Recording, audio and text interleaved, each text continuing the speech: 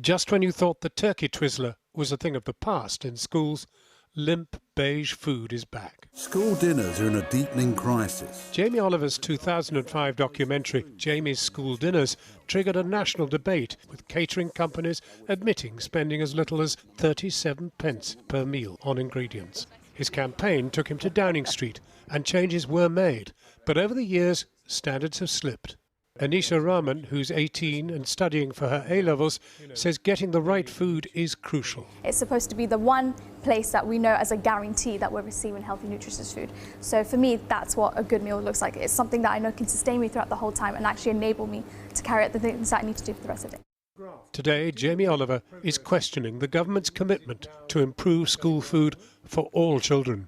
It's been an incredible journey. Just to kind of take your mind back, there used to be standards for dog food but not kids' food in school. Bearing in mind it's kind of the biggest restaurant franchise in the country, like 26,000 schools. Now we want to give to the public delivery of the standards. So 15 years later, and having followed and worked on that story ever since, the big story is, you know, we think about 60% of those schools aren't delivering the standard. So 60% of the schools that actually embrace this are now back to turkey twizzlers. And embraced it's a good word. Embrace it means that it's a cultural centering of the school, that food is important, nourishing the kids is important. Yes, we love our teachers, we love our cooks, and we know that a lot's thrown at them and it can't be for free, but those standards actually were legislation, and it wasn't kind of voluntary. But isn't there a danger that actually COVID has often left schools short of staff? Most significantly, from my point of view, COVID in the last year and a half has spiked, in a negative way, child health. We've gone up to literally 28% of our kids being overweight or obese at primary school age. So that's increased by quite a lot. Isn't there a danger in a time of COVID that actually kids are crying out for comfort food? Oh, I mean, I think the data's pointing to lack of activity and snacking being the main driver, but I would also argue not being at school, where, you know, even if they're not meeting the standards, you know, they're still getting, you know, a choice of things for breakfast and lunch. So what I think we need to do now, more than ever, is get the government just to push forward. How do we measure? We believe that the Food Standards Agency, who visits schools anyway, is the perfect organisation to go in and check on delivery. Then we need to build a plan. If a school isn't meeting those standards, what happens? If government is actually watching what's happening, they're aware of what you're saying. The government are very much aware of what I'm saying. So what are they going to do about it?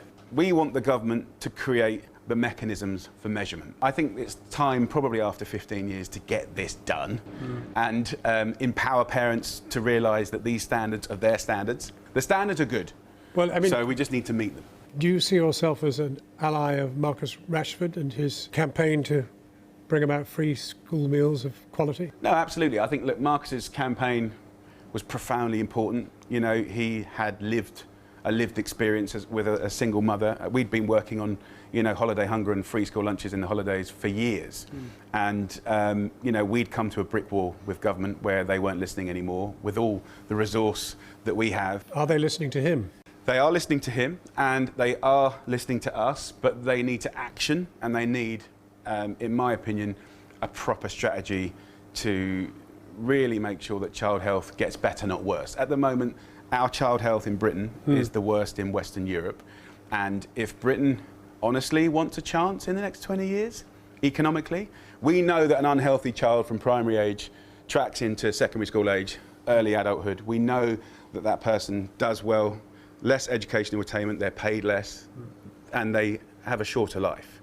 So, you know, part of the Britain of the future has to be, and can only be, a fitter, healthier one. How about teaming up with Marcus Rashford and going to government together? Yeah, we work with Marcus at my organisation. Yeah, but I mean, go and see them together. I would be more than happy to go anywhere with Marcus, particularly to number 10, to try and get some promises and commitments. Well, why not? I'm here, I'm ready, sure, I'm waiting. I'm sure Boris would love to see the two of you at once and have a photo op. I'm sure. And then you could hold him to it. I'm sure, Boris, I've learned over the years, having done this a few times, to only really turn up for a photo op when the promises are substantial and robust and have any chance of delivering long term to the British tax-paying public.